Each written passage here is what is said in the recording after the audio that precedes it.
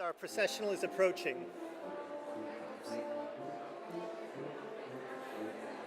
I'd like to invite everyone to take a seat as our processional is approaching.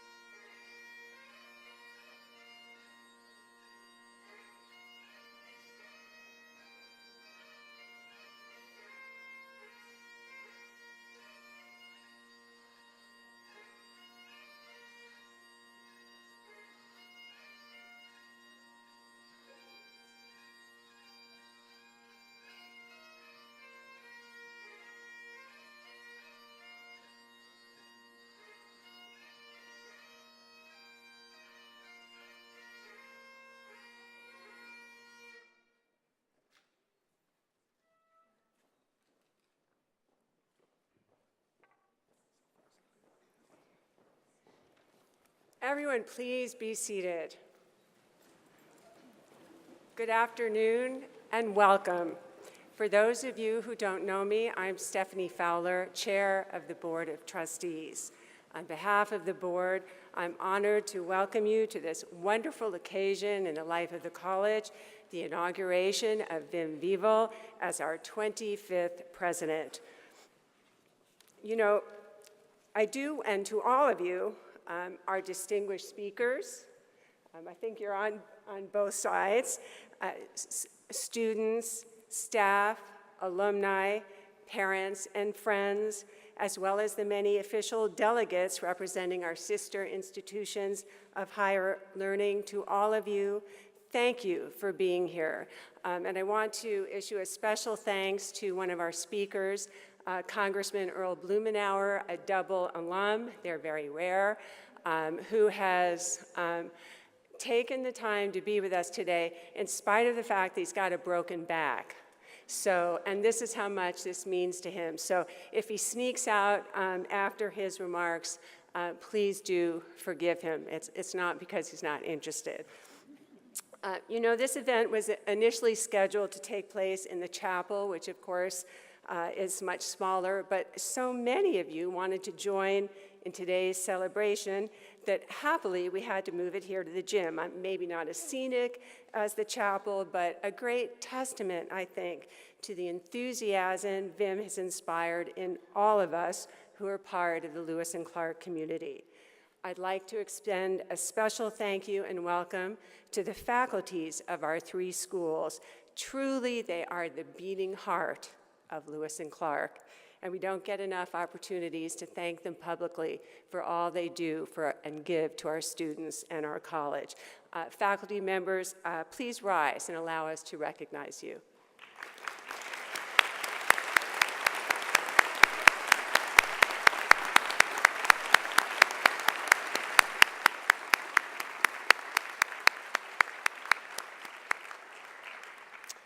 There are, of course, many people who have brought us to this memorable moment today. I'd like to acknowledge just a few. First, I'd like to thank my fellow trustees and life trustees for their dedicated and generous service to the college and its future.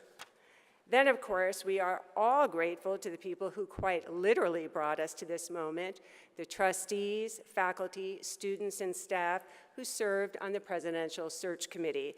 I especially want to thank the committee's co-chairs, trustees John Jakwa, who I think is over there, and Jay Waldron. I'd like the committee members who are present to please stand and be recognized, along with our board members and life trustees.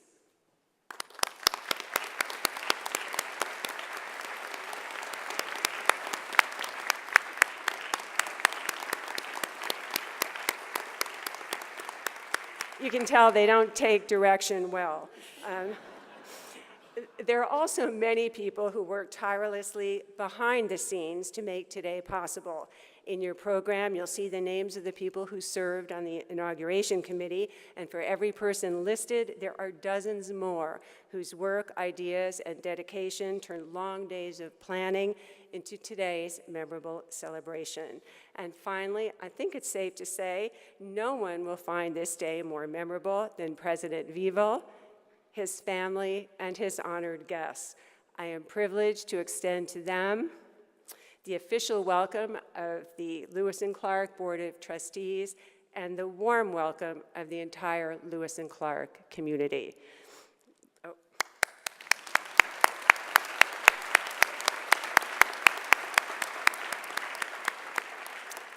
Okay, now let us begin. Dean of Spiritual Life, Mark Duntley, will lead us in the opening blessing.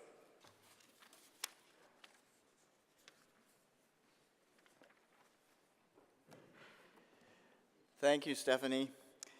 It's my privilege to give the land acknowledgement followed by the invocation. Lewis and Clark College is located in Portland, Oregon, in Multnomah County. Prior to the newcomers coming to this area, the indigenous land of this area was home to many tribal people.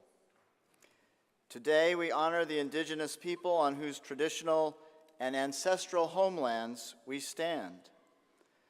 the Multnomah, Claflamet, Clackamas, Tumwater, Watlala, bands of the Chinook, the Tualatin Kalapuya, and many other indigenous nations of the Columbia River. It is important to acknowledge the ancestors of this place and to recognize that we are here because of the sacrifices forced upon them. In remembering these communities, we honor their legacy, their lives, and their descendants. Each time I read this land acknowledgement, I am reminded that the indigenous people shared a deep spiritual connection with this sacred and beautiful land and space. So I invite you now to quiet your mind, to open yourself to the spiritual connections in this place and moment, and to join with me in the spirit of prayer. We give thanks for the opportunity to gather together on this day to celebrate the inauguration of Wim Wiewel as the 25th president of Lewis and Clark College. As we look forward to the future, may all the work that Wim has already done to unite, uplift, and renew our community serve as a firm foundation for ever-increasing success and progress. As he carries out his responsibilities, may Wim and his wife Alice continue to be surrounded by heartfelt support and encouragement, and may their years here be filled with lasting friendships and with a deep sense of fulfillment and accomplishment. Assembled this day in unity, may we commit anew to a vision of mutual partnership and collaboration. As we work together for the common good of all who learn and serve here, may we be inspired to join our minds, our hearts, and our hands in beneficial endeavors that can help overcome our most vexing challenges and help realize our highest aspirations. May the education and growth of our students always remain paramount as we build on our long legacy of excellence. Empowered with the leadership of President Wiewel and with the remarkable talents of our faculty, staff, and students, may the future of Lewis and Clark be bright as we continue to prepare our students for lifelong learning and discovery, and for meaningful lives and careers that embody civic engagement and service to humanity. Amen.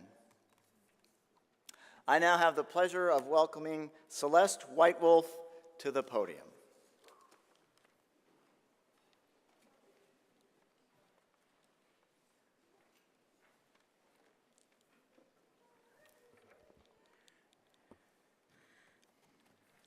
I feel most humbled to stand here and represent the native people of this land.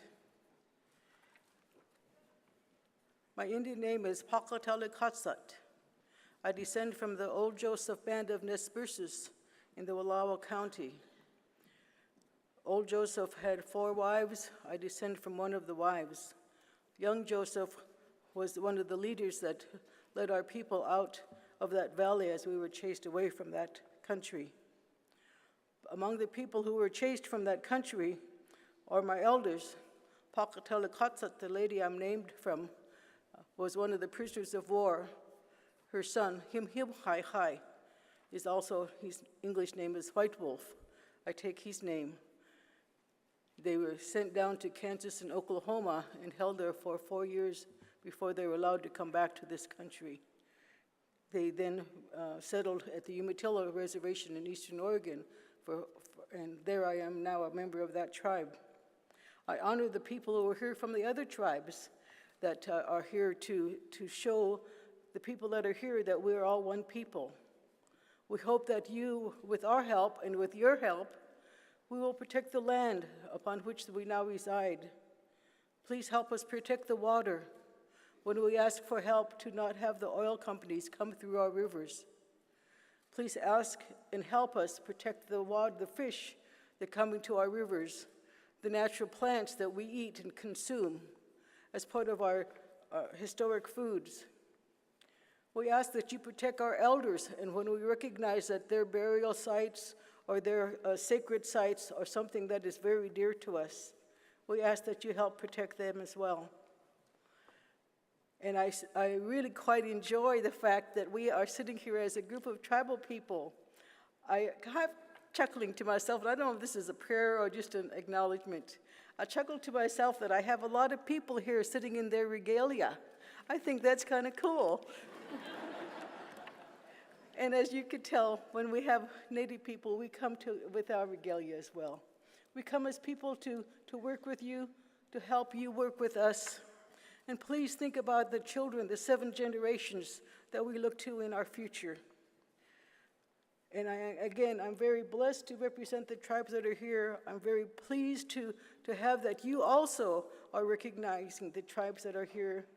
And we ask that we continue to work together each day as we think through how we can help one another, each day as we think how we can help our children, each day as we think how we can protect this earth.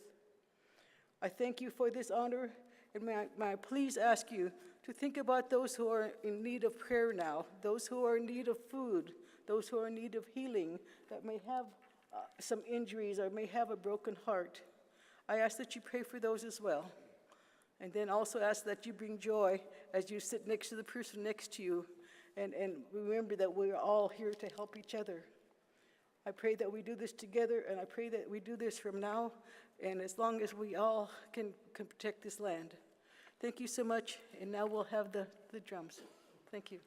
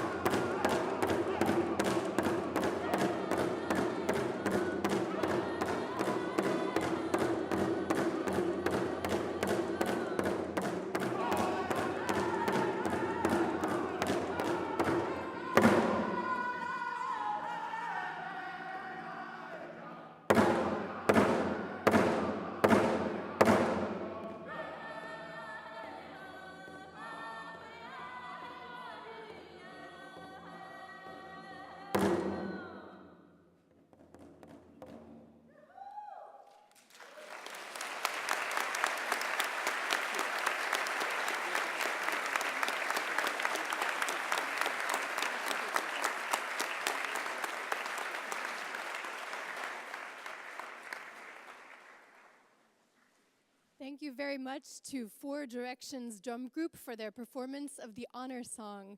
And now we will perform America the Beautiful, which we understand is a particular favorite of President Wiewel's since it had such meaning to him at his naturalization ceremony.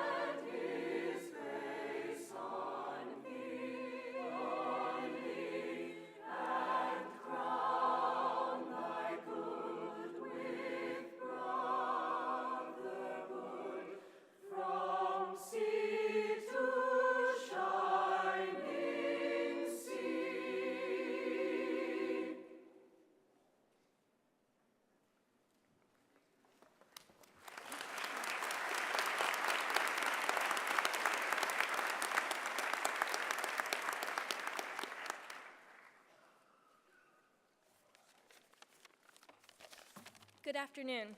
My name is Violet Betters, and I'm from Santa Barbara, California, and I'm a junior in the College of Arts and Sciences, majoring in English. As president of Lewis and Clark's Student Government, ASLC, it is an honor to introduce a fellow elected official and a truly distinguished double alumnus. A lifelong resident of Portland, Congressman Earl Blumenauer has devoted his entire career to public service. While still a student at Lewis and Clark, he led the effort to lower the voting age both in Oregon and at the national level. After earning his bachelor's degree, he was elected in 1972 to the Oregon legislature, where he served 3 terms. Mr. Blumenauer went on to earn his JD from our law school. First elected to the U.S. House of Representatives in 1996, Congressman Blumenauer has been a forceful voice on matters of justice and sustainability, advocating for more livable communities, more transportation alternatives, more sustainable food policies, and cleaner energy sources. Please welcome Earl Blumenauer.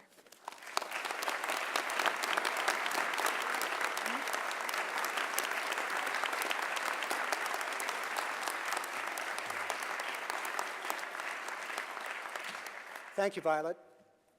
I'm pleased that my college, nicknamed the Pioneers, reflected on the fact that we're all immigrants. And we have an immigrant president for these special times. I could not be more proud to be here. It would take more than a broken back to keep me away from formally inaugurating Wim Wiewel as the 25th president of Lewis and Clark College. It's been my privilege to work with 5 of them in the past, and I think there's never been a time when we had a more appropriate selection for this critical role. For the last half-century, it's been my privilege as both an undergraduate, a law student, an elected official, a community member, to witness the special place Lewis and Clark has achieved in our community and around the world. I began my experience as a student during troubled times in the 60s and early 70s. They're echoes of what we hear today: discord, unrest, challenges, violence, mass demonstrations. If anything, the environment today has become more acute and nothing stranger than what we've seen this last week. Through it all, Lewis and Clark has equipped students, myself included, to better understand and navigate challenging times. It pioneered internationally focused education, encouraged students to study abroad, and appreciate their role as global citizens.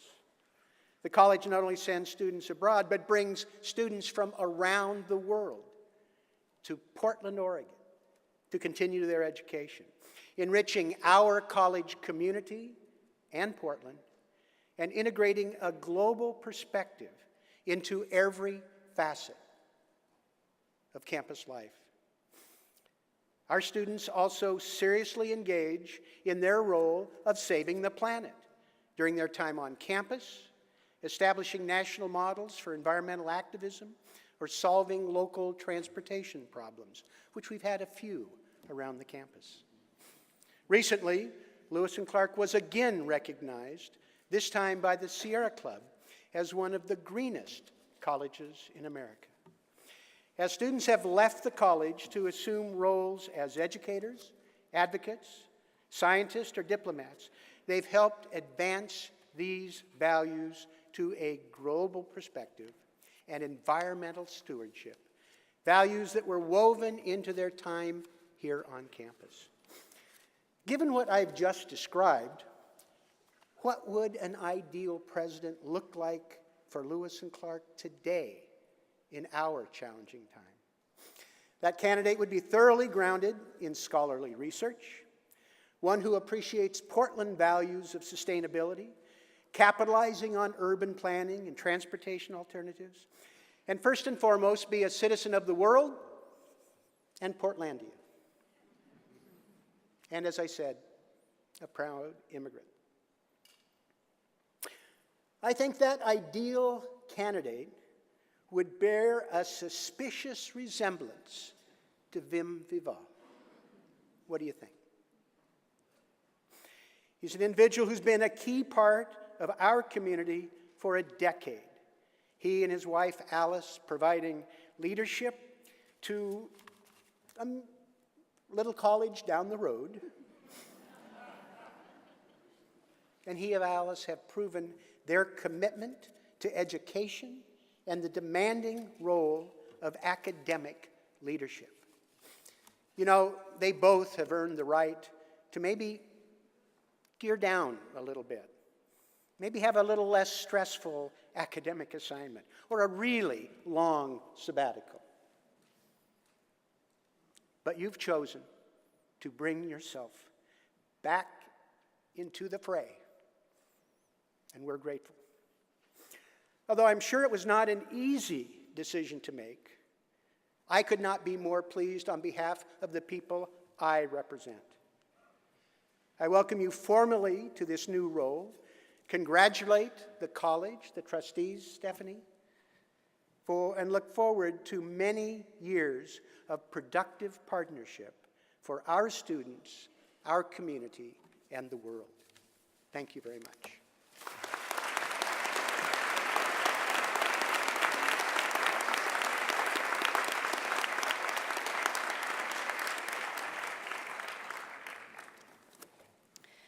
Good afternoon, everyone. My name is Hillary Dixon, and I'm the president of the Board of Alumni for the College of Arts and Sciences. After growing up in Boise, Idaho, I headed west to Portland. I graduated in 1999 with a bachelor's degree majoring in English. I owe so much of my life's experience and opportunities to the education I received here, especially the overseas study program. That's why I remain so involved in the life of Lewis and Clark and our students.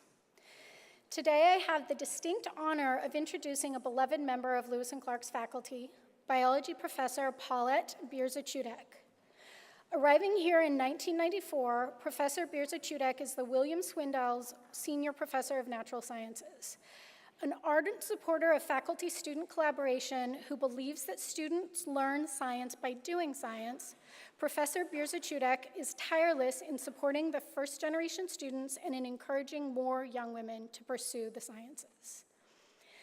Asked about her famous love of gardening, Professor Bierza-Chudek says, "The kind of science I do is all about understanding patterns in nature, and you can't really do that unless you're attentive to what you see. In that sense, gardening is constantly raising questions for me as a scientist. I wonder why this or that is happening, and it presents an opportunity to do many experiences and to try to get the answers. Please join me in welcoming Professor Paulette Bierzacudek.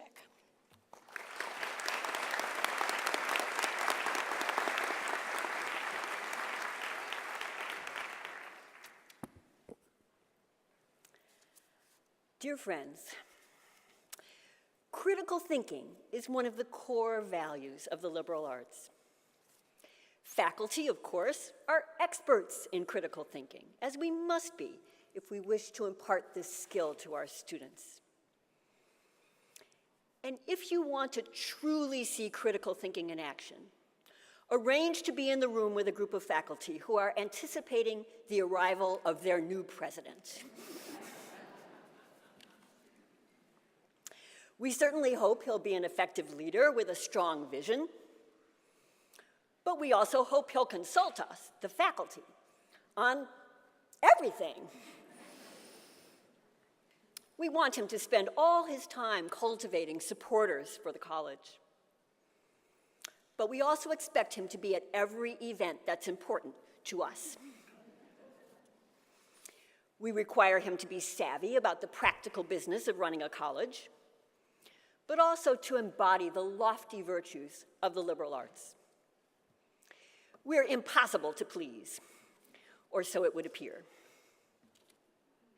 And yet, after a year of President Wiewel's leadership, a highly unsystematic poll of my faculty colleagues reveals that we are pleased.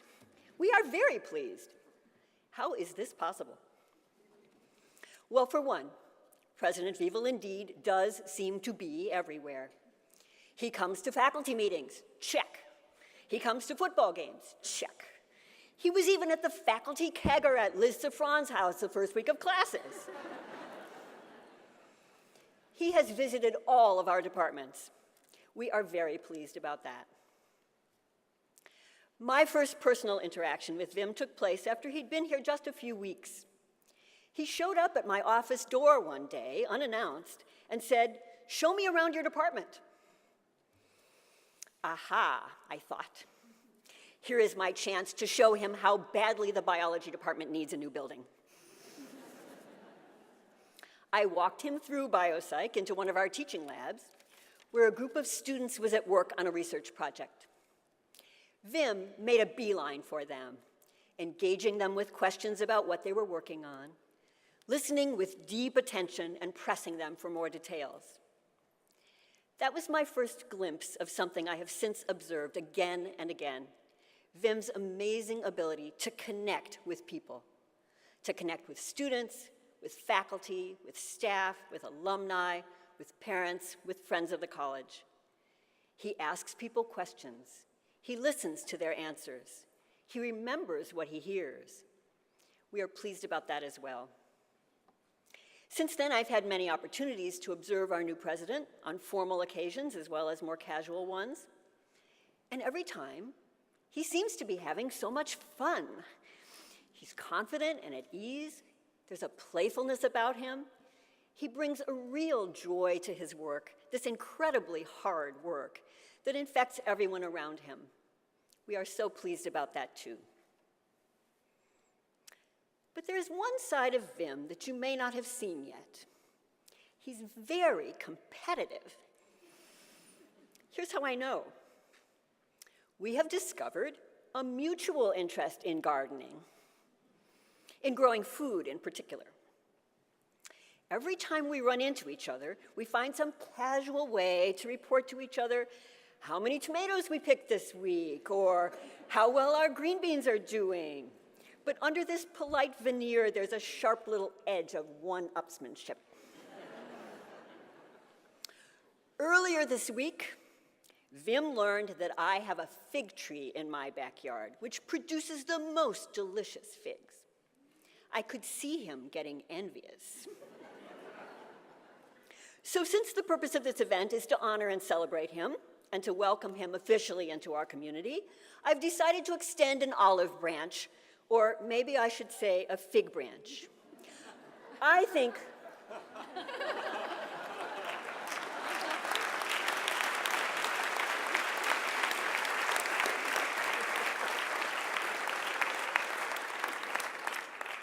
think that Cooley House needs a fig tree. And here it is.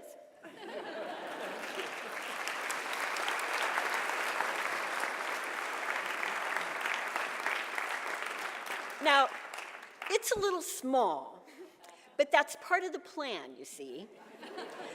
After all, now he and Alice will need to live there long enough to see it bear fruit. And that, I believe, will be a good thing for all of us. Wim and Alice, we are so happy that you're part of the Lewis and Clark community.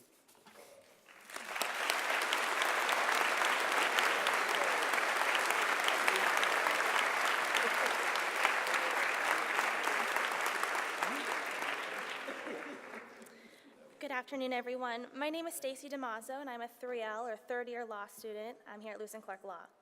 I grew up right here in Portland, and after doing my undergraduate work at the University of Oregon, I'm grateful to be back in the City of Roses.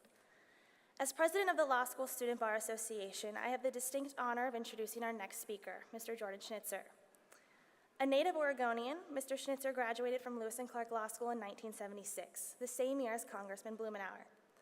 In the decades since, Mr. Schnitzer has become a fixture in Oregon's business, civic, and philanthropic worlds. He has grown his family's company, Harsh Investment Properties, into one of the largest privately owned or privately held real estate companies in the western United States. And at the same time, he has given of his time and treasure in support of organizations including the Japanese Garden, the Portland Art Museum, the Robinson Jewish Home, the High Desert Museum in Bend, and dozens more. His generosity has also been felt and appreciated here on Palatine Hill. A professorship in the law school bears his name. He has supported Hoffman Gallery exhibits by tapping into his renowned contemporary art collection. And as a member of the law school's board of visitors, he has given generously and encouraged others to do the same to support future Lewis and Clark trained lawyers and advocates. Please welcome Mr. Jordan Schnitzer.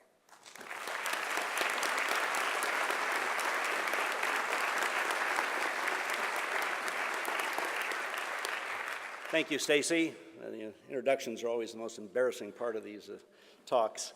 I'm really honored to be here today, both as a graduate in 1976 of the law school and on behalf of my late father, Harold, who was on the Board of Trustees for almost 20 years, serving with incredible stewards of the community like Ron Reagan, John Bates, and others of you in the community here, in the audience here today.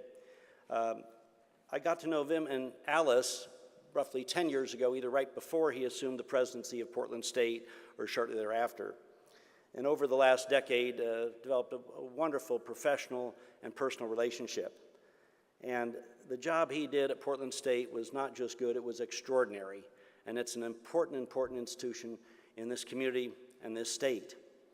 So when he called me to announce that he was going to retire and spend time, travel, still teach and whatever, it was bittersweet, like I'm sure it was for all of you in the community who heard that. So it was fascinating within a month or two later when I suddenly got a call and he said, "It isn't announced yet, but," and I was absolutely joyous with the announcement that he was going to become president of Lewis and Clark. That meant so much to me, my family, and all of us here and all of us in the community.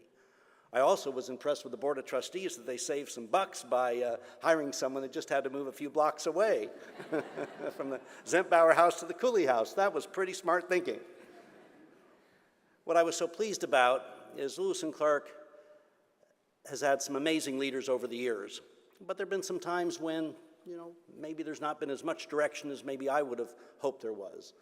And when I heard that Wim was the choice, as I said, I was thrilled because we have someone that had demonstrated the ability to create a vision, to coalesce faculty, to reach out to all of us in the community and join with him and behind him to do extraordinary things at colleges and universities.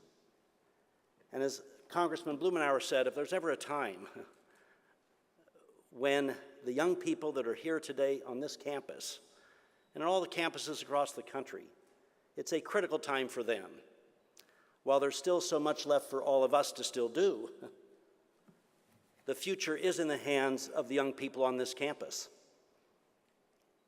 And I look at Wim and I think this is a man who has spent his life being trained and experienced just for this job at this time. And I know already the changes he's made, and I think all of us continue to look forward to the vision he will add, how he'll work with the Board of Trustees, how he'll reach out to all of us, who'll end up writing far more checks than we ever imagined because of the way he gets us excited. Okay? And this jewel of a campus in this amazing city will continue to graduate phenomenal young people that will go out across not only this region, but the country and the world and help solve the kinds of problems, okay, that they're facing in their lives. So Wim, thank you. Thank you for not taking that time off. Okay? And Alice, thank you for continuing to sacrifice a bit of your life and the kids' the time for him to help do the kinds of things he's done already in this community for this amazing, amazing place. So congratulations and Godspeed. You'll do a heck of a job. Thank you.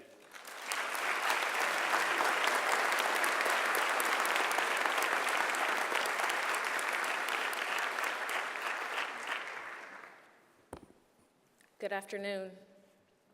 Esteemed Lewis and Clark community members and guests, my name is Vaishika Willis, and I am currently in my final year as a marriage, couple, and family therapy intern. This is a program at the Lewis and Clark Graduate School of Education and Counseling. I came to Lewis and Clark from my hometown of Las Vegas.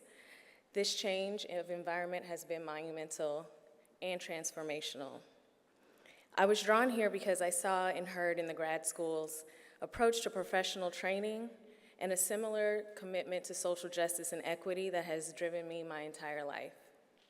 As a representative of the Graduate Student Union Network, it is with great appreciation that I introduce to you our next guest speaker, Ms. Carmen Rubio. Born and raised in Hillsboro, Oregon, Ms. Rubio is the grandchild of migrant laborers from Chihuahua, Mexico. A first-generation college student, she graduated from the University of Oregon with a degree in political science. While in college, she became active in both campus politics and public life. Those experiences led to positions on staff for Multnomah County Commissioner and Lewis and Clark alumna Serena Cruz, former Portland Mayor Tom Porter, and Portland City Commissioner Nick Fish. Ms. Rubio joined Latino Network as the executive director in 2009, where she uses her background and relationships in public policy to raise important issues that affect Oregon's growing Latino community. The organization provides transformational programs for children, parents, young people, and adults. Its culturally specific practices and services include academic and cultural enrichment, leadership, skill building, and violence prevention activities for youth and families. Please welcome Ms. Carmen Rubio.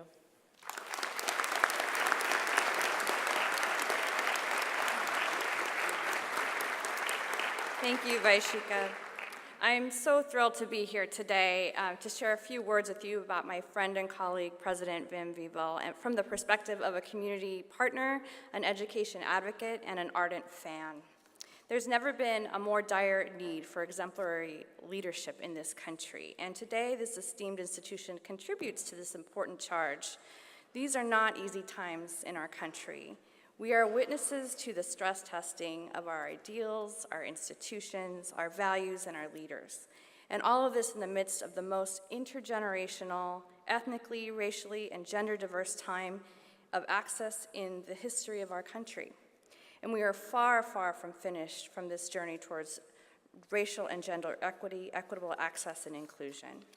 But there is also no more urgent time than today for good judgment, recognition of that opportunity that exists within a beautiful and diverse community, sound stewardship of our most treasured institutions, decency, and integrity. Leadership has always mattered, but leadership that can break through the pressure to maintain the status quo of privilege, that can not just call for, but truly champion and lead through the murkiness of stagnation or the ugliness of exclusion, and sometimes step out to use their platform and a voice to take part to advance a generation in ways that may not be fully appreciated until long after that time has passed. This is what we need right now. These people are the visionaries, the truth tellers, and the value keepers. They remind us of whom we really are and whom we ought to be in these times of challenge, and they keep us dialoguing for understanding and also keep us steadily moving forward. Today, we're really fortunate to have such a person installed to lead Lewis and Clark into its next chapter. President Wiewel joins an esteemed institution with an incredible reputation and tradition of leadership among its talented students, distinguished faculty, and accomplished alumni. There could be no better match in this regard. And as many of you already know, President Wiewel's impact in the community has been tremendous. When I first met him almost a decade ago, I was struck by his honest curiosity and inquisitiveness about the Latinx community in Oregon. He genuinely wanted to understand the issues and challenges faced by many of the Latinx and immigrant students and families that we serve. He asked many very specific and detailed questions, questions that in Portland, sometimes people are too polite to ask, but he did. Our dialogue was so refreshing and so welcome, and we had a great and honest conversation about those challenges, even the places where we may have disagreed. And that led to great and honest conversations about potential opportunities to address them together as a community. A good friend and colleague has since described this admired candor as Wim's Dutch directness. There are no hidden agendas with Wim. Community leaders and immigrant advocates have appreciated his ability to authentically connect with immigrant and underserved students by reflecting about his own immigrant experiences and also acknowledging his privilege. This resonated strongly with immigrant students who said they felt respected and heard. In my role at the Higher Education Coordinating Commission, I regularly witnessed his advocacy for access and completion of first-generation students of color and underrepresented students, from being among the first university presidents in Oregon to champion tuition equity for Dreamers, to investing in culturally specific student resource centers. And these tough, honest conversations have set a new, better standard for institutional leaders in Oregon to follow. This is what we have all come to appreciate about Wim: his penchant for honest conversations and a sincere curiosity for exploring all aspects of a challenge to get us to a better, more elegant solution. Wim, we appreciate your values of student access and inclusion of underserved students. Where others may take the length of a career, you have taken on these actions with clarity and urgency because they are the right thing to do for students. And as you settle into your first years in your new beloved Lewis and Clark community, I know you will continue to act in the spirit of advancement that not only enhances the important work of this institutional community, but prepares young leaders for our global community. I look forward to continuing this good work together with you and your esteemed colleagues. On behalf of us, your community partners, past and present students, first-generation families, and your friends, felicidades, congratulations. We appreciate you so much and look forward to supporting your visionary and inclusive leadership, your deep commitment to equity, and for your dedication to improving the education and life opportunities for all students. Thank you.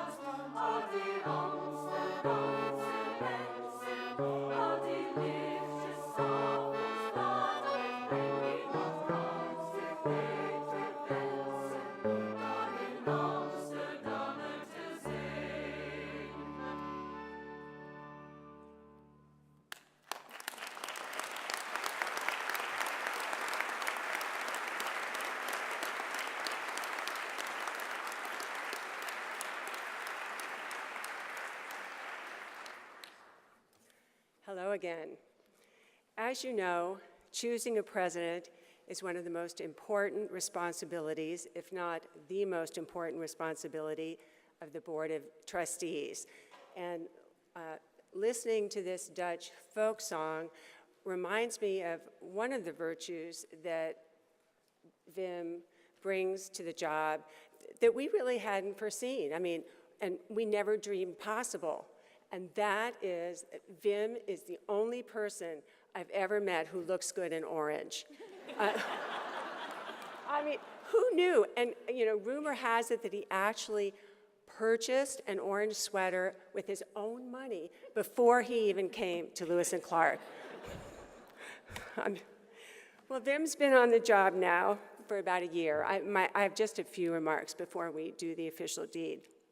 He's been on the job for about a year now, and for 12 months, the Lewis and Clark community has had a chance to see in Wim what we saw as a board: a confident and responsive leader, a nimble thinker, an effective communicator, a believer in the power of a liberal arts education, and not least, an open and engaging guy who's not afraid to share his opinion or his sense of humor.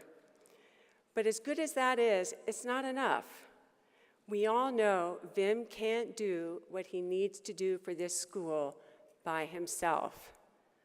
Not if we're going to reach the next level of excellence that we all hope for our students, for our faculty, and for our community. Yes, this is Wim's day, as it rightly should be, and it's also our day to think about and renew our commitment to this institution that has served so many of us so well. Every one of us here who cares about Lewis and Clark has a part to play, be it your time, talent, treasure, however you choose to lend support. Everyone here has a part to play in fulfilling the promise of Wim's presidency and ensuring its success. Wim Wiewel, please come forward.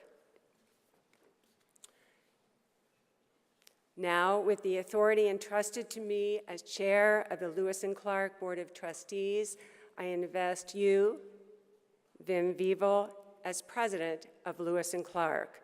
On behalf of the board, I place in your hands the administration of this college. May you fulfill this responsibility with intellect and imagination, principle and purpose, and wisdom and compassion. May you uphold the traditions of exploration and discovery that signify our heritage and our future. May you nurture the pursuit of excellence in all you do and all we do. And may you lead this institution with integrity and vision to fulfill its highest calling of service to our students, our community, our nation, and our world. In the presence of this assembly, I declare you to be president of Lewis and Clark.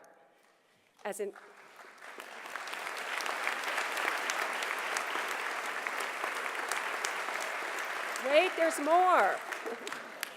As an emblem of this authority, I present this medallion symbolizing the institution over which you will preside. And it's not a ball and chain, as much as it feels like one. Congratulations. Thank you. You may kiss the bride.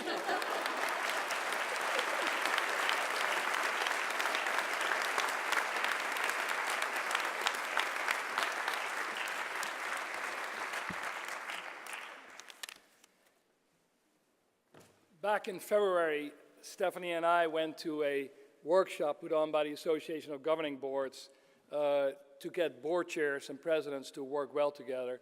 And Stephanie joked about it as being a marriage encounter. So indeed, this is a theme here.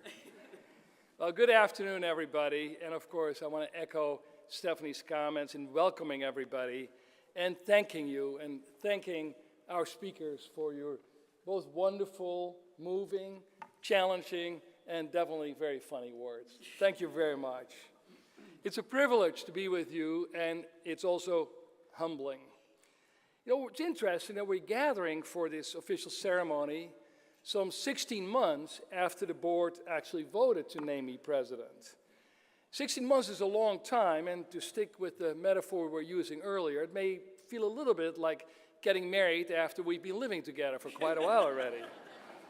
But let me turn back to Meriwether Lewis and William Clark for some historical context. Almost exactly 213 years ago, in early October of 1805, their expedition put 5 new dugout canoes into the Clearwater River near what's now Orofino, Idaho. It was about 16 months after they left St. Louis, and it was the first time that they were going to be going downstream instead of upstream. So I figure after 16 months, it's going to be all downstream, right? Well, as you probably know, the Corps of Discovery ran into a few more challenges before they reached Astoria. And I know that calm waters may quickly become turbulent or come down on us from the heavens. But I will tell you that after a year here, 16 months since being named, that I'm more eager and more excited than ever to lead our college community. Now, of course, I didn't reach this point by myself, and as Stephanie pointed out, I will not and cannot move forward by myself. So let me start out with some important thank yous. First of all, of course, to Alice, who from the beginning encouraged me to pursue this opportunity and agreed to postpone our sabbatical dreams. I will admit there were some dark and damp days in February that those months we were planning to spend in Spain seemed awfully attractive. But neither of us has any regrets, and Alice, as well as our daughter Kelly, who just started in our student affairs program in the graduate school, have fully embraced being part of the Lewis and Clark family. I want to thank Trustee John Jaqua, who co-chaired the search committee and was a relentless champion. Life Trustee John Bates, who was the first Lewis and Clark person I met back in 2008. Thanks, John, for your continued friendship and perseverance. Chair Stephanie Fowler and all the other trustees, thank you, of course.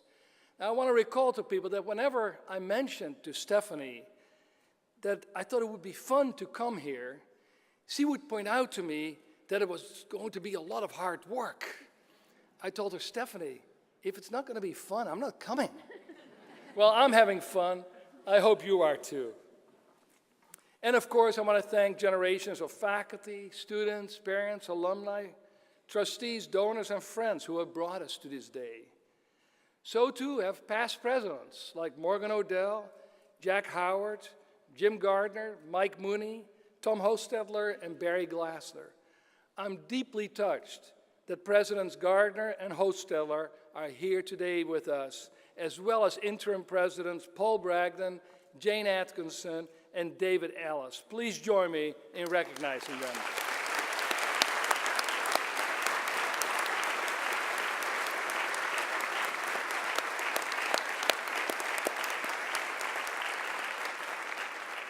Thank you as well to all who have participated in today's events, the academic discussions, the music, you guys made me cry, and this installation ceremony. And if you didn't attend the academic discussions earlier this afternoon, you really missed a powerful group of presenters, students, alumni, and faculty. And it really showed the liberal arts in microcosm. We brought together people of different backgrounds and disciplines to expand our common understanding through exploration. Exploring for the global good is the theme of this inauguration, and our new strategic plan is a declaration of who we are and what we are and do at Lewis and Clark and as Lewis and Clark. I started last year as the college was celebrating its sesquicentennial, 150 years since its founding in Albany, Oregon in 1867. And we formally closed the commemoration during Alumni Weekend in June, but let me cite the history one more time. When our college began, one of its founders, the Reverend Edward Geary predicted that it would one day be a beacon light to the whole Northwest, a beacon light. And when the school wholly relocated to Portland in 1942, its new president, Morgan Odell, also envisioned what was possible. The college, he said, can be a citadel of light and learning, of faith and knowledge for young people and the world they can serve, a citadel of light. Perhaps in these words of Geary and Odell, you hear echoes of Emma Lazarus, whose words are inscribed on the base of the Statue of Liberty. Give me your tired, your poor, your huddled masses yearning to breathe free, the wretched refuse of your teeming shore. Send these, the homeless, tempest-tossed to me. I lift my lamp beside the golden door. Now, I first came to the United States as an 18-year-old exchange student. I wasn't tired or very poor, but I vividly remember literally sailing past the Statue of Liberty on that boat coming from Rotterdam, sailing past that signature torch, welcoming me from old Amsterdam to new Amsterdam. It was the start of an amazing year. I had to return to the Netherlands, but my time and education here were so transformative that I later came back to earn my doctorate and make my life in this country. I had been welcomed and I'd seen opportunities that existed nowhere else. So I pursued the promises and possibilities inherent in that welcome. And if the pomp and circumstance of today is any indication, I've done well by those opportunities, but I hope I have reciprocated as well. I'm also keenly aware that half a century now after my first visit, we're living in a very different time. Immigration, a touchstone of the American experience and a foundation of the American character, has become one of many flashpoints in our politics and civic life. Because of strident rhetoric and public policy, so much progress in so many areas is under attack. Kim Stafford has described this tectonic shift well. He's now in his 4th decade of teaching at Lewis and Clark and was recently named Oregon's Poet Laureate. After the last presidential election, he wrote, "Fog filled our national arena, and campaign divisions we had endured only deepened. Ideals I had known as bedrock for our beloved country, the integrity of fact, a habit for truth, the honorable treatment of fellow citizens, and a growing affection for our fragile earth, all went under threat," end quote. From where I stand, the threat has become a clear and present danger.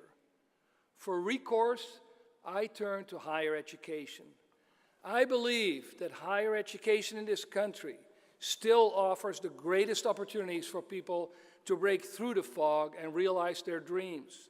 It still provides the best and most rigorous methods for separating facts from fiction, and it's still the place where a habit for truth and the honorable treatment of all are our daily discipline.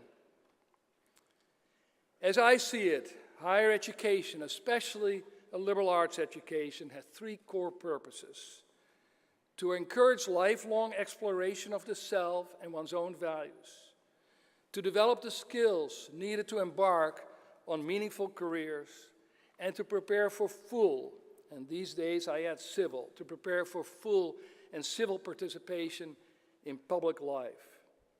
So exploring for the global good describes what we do here, how we do it, and why.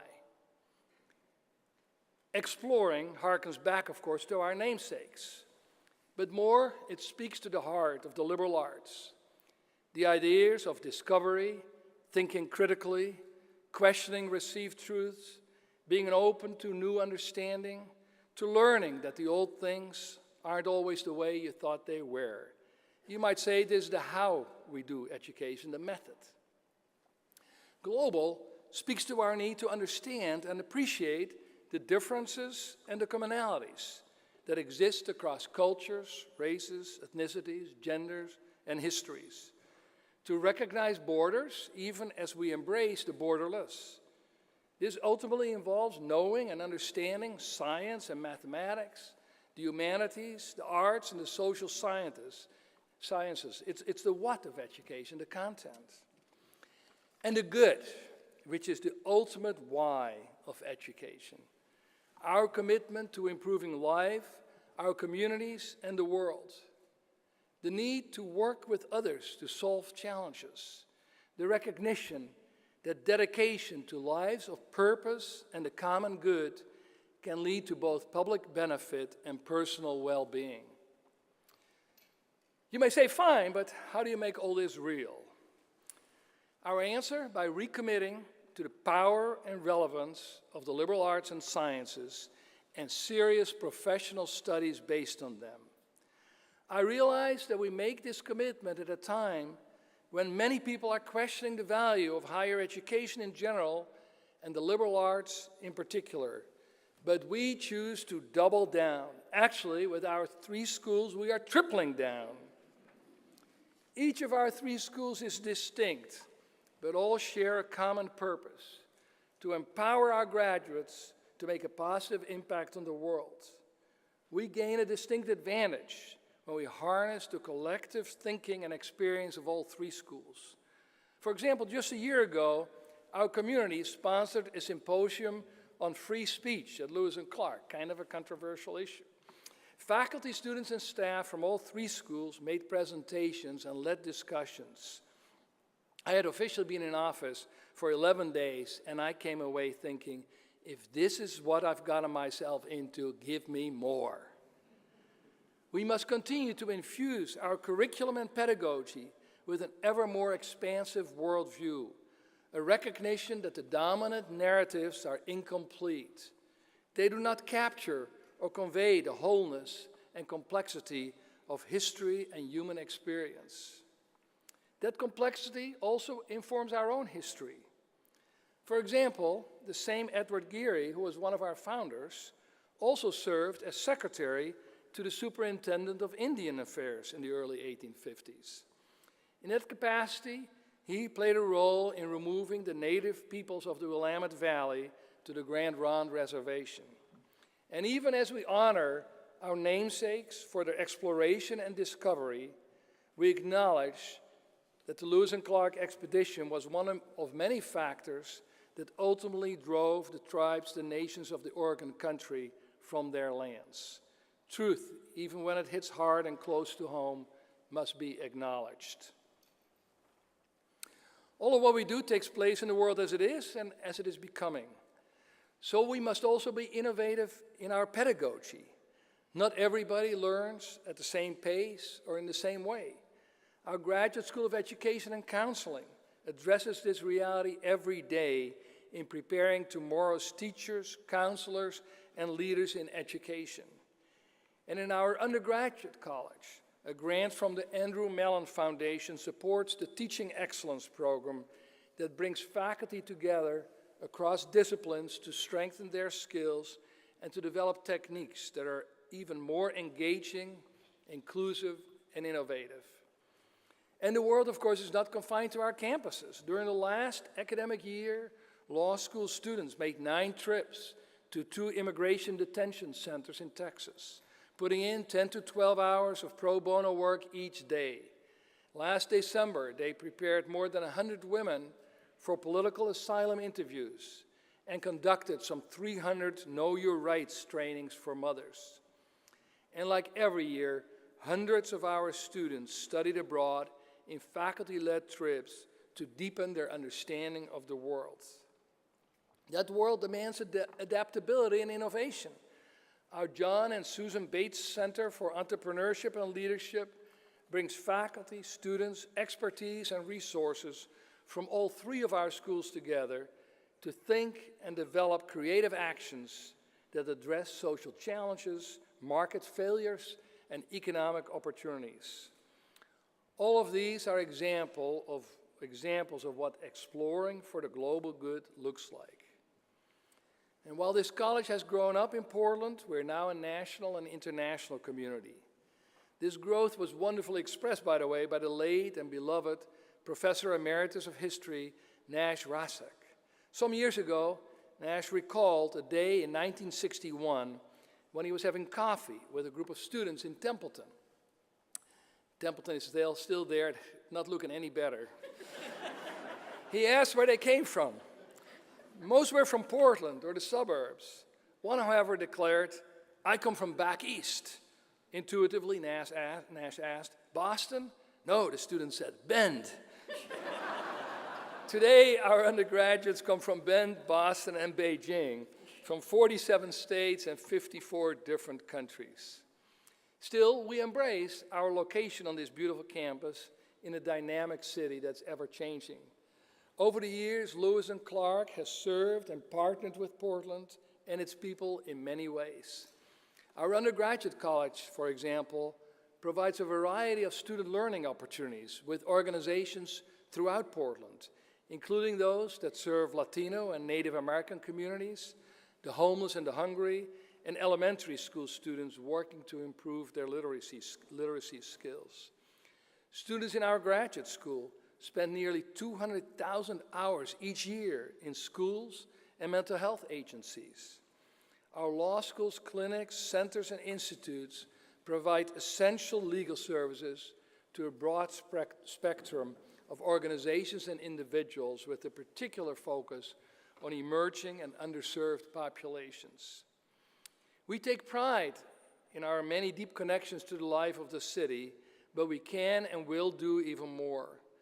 While working in public research universities in Chicago, Baltimore, and Portland, I focused on how institutions of higher education can help their cities become more economically strong, culturally vibrant, and socially just. In fact, elements of this construct mirror our vision as stated in the new strategic plan. Lewis and Clark will be a national leader in higher education that prepares students for meaningful careers, civic engagement, and lifelong discovery. Together, we seek a just and sustainable society here in Portland and around the world. But a vision without a plan of action is a daydream, and action without a vision is a nightmare. I'm not a big fan of either afternoon reveries or sleepless nights, so over the last year, our community has been developing a new strategic plan that will put our vision, purpose, and values into action.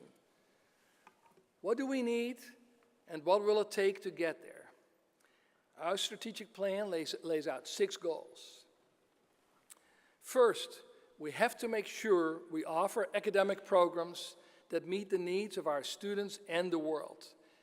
It means developing new programs that build on our strengths related to sustainability, entrepreneurship and leadership, and very importantly, the sciences. I've been very impressed with our faculty's collaboration with students in the sciences, and I want us to see us enhance that further.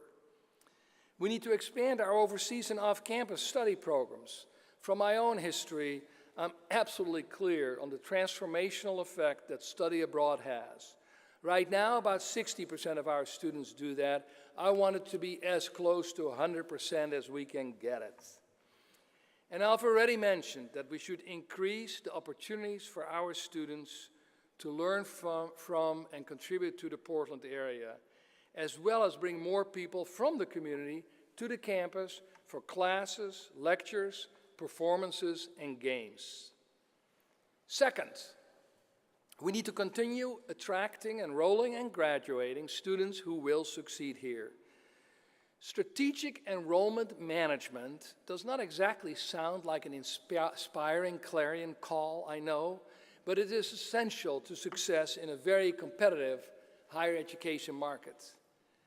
This also includes drawing more international students. We can do more in recruiting abroad. Those 54 different countries I mentioned a moment ago, that's down from 72 last year. Yes, the nationalistic rhetoric coming out of Washington is working against us, but it moves us to be even more resolute to succeed. At the same time, we need to attract even more great students from diverse backgrounds domestically, including those very bright students who cannot afford to come here without financial assistance. To keep and graduate our students, we also need to have an even stronger student life program.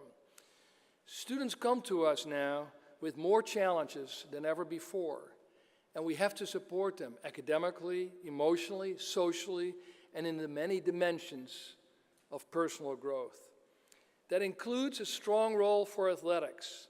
I grew up in a country where athletics was not at all relevant to college life. Here it is, and we need to build on that and take advantage of that. Third, we need to have a campus infrastructure that is fully worthy of our great faculty, students, and staff. This means buildings, some new, some enhanced. It includes student housing, STEM facilities, a renovated student center, and making the Corbett Mansion useful for more than furniture storage, as well as addressing problems in our spaces for music, theater, and athletics. Fourth, we will strengthen our diversity, equity, and inclusion efforts. The overarching goal is to create an institutional culture of belonging where all community members can fully participate. Fifth, we need to reward and keep the high-quality faculty and staff we already have, expand our diversity in recruiting new faculty and staff, and give all of them the opportunities and resources to continue growing as leaders in their fields. Last, but at the root of everything, is to conduct a comprehensive campaign. We must succeed. We will succeed for our students, faculty, and community now and for generations to come. We launched the leadership phase of this 7-year campaign last fall and raised more than $22 million in the first fiscal year. I'm happy to announce today that we just received, in a charitable trust, $8.4 million for scholarships. That puts the total over $34 million. We are on our way.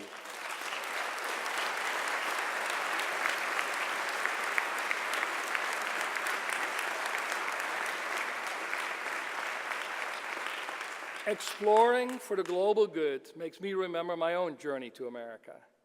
What would it take to extend to those who journey here now, to everyone trying to succeed in America, the welcome embrace that I received? What would it take, especially for those who are not white, not of European descent, not privileged, not 6 feet 1 tall? What will it take? Empathy for people we do not know, but whose dire circumstances we cannot ignore. It will take a deep knowledge of history and cultures and social dynamics and political imperatives, the many forces that are converging to create the present moment. It will take expertise in the sciences, the arts and the humanities, the law and in the professions that inspire people to teach and to help others to work towards wholeness and healing. What will it take? All of us working together. The values that power us at Lewis and Clark are not about winning for the sake of winning. They're about being collaborative, about pursuing innovation, even while respecting our deep sense of place and purpose, about crossing borders, breaking through walls, and building understanding. Our values are about people collectively believing that things can be better and then working together to create progress, to make the better happen. Beacon light, citadel of light and learning, the lamp beside the golden door. These are more than metaphors, more even than voices from the past. They're calls to present action. Now it's our turn to make aspirations real. We are keepers of the light. Together we will amplify the power of the light and extend its reach. This is how we explore for the global good. Thank you. Now let's get to work.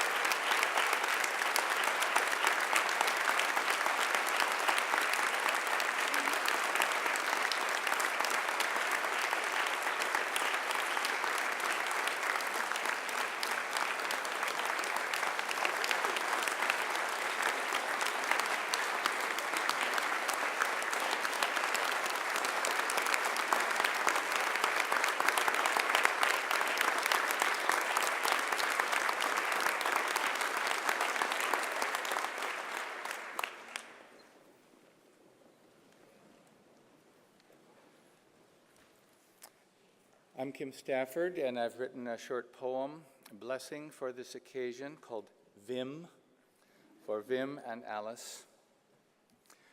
We are the grasses, you the wind, flowing through us, all swaying toward one happy chance and another hard task. We are rivulets in the mountains, the local seeps, springs, and creeks you gather into one river, one expedition for discovery. We are the trees where you see a forest, all growing upward toward the light we help each other honor and sustain.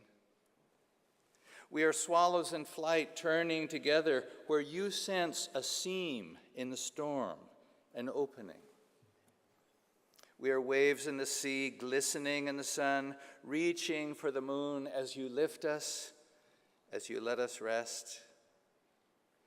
In your company, we feel the zest, the vim and vigor of almost impossible work to be done, to save the world, one young life at a time, sent forth north, south, east, west, to test whether humans have a chance to understand the ways of earth so their children's children may savor learning instead of burning, discerning instead of simply earning, apprehending instead of simply spending, and making instead of taking.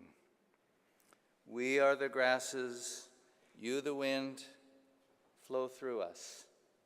Help us sway toward this happy chance savored, that hard task embraced. We are with you. We will sustain you, turning our many little rivers into one.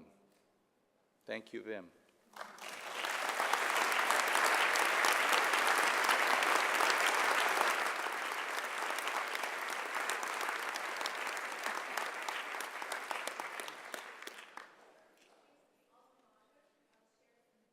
Stage direction.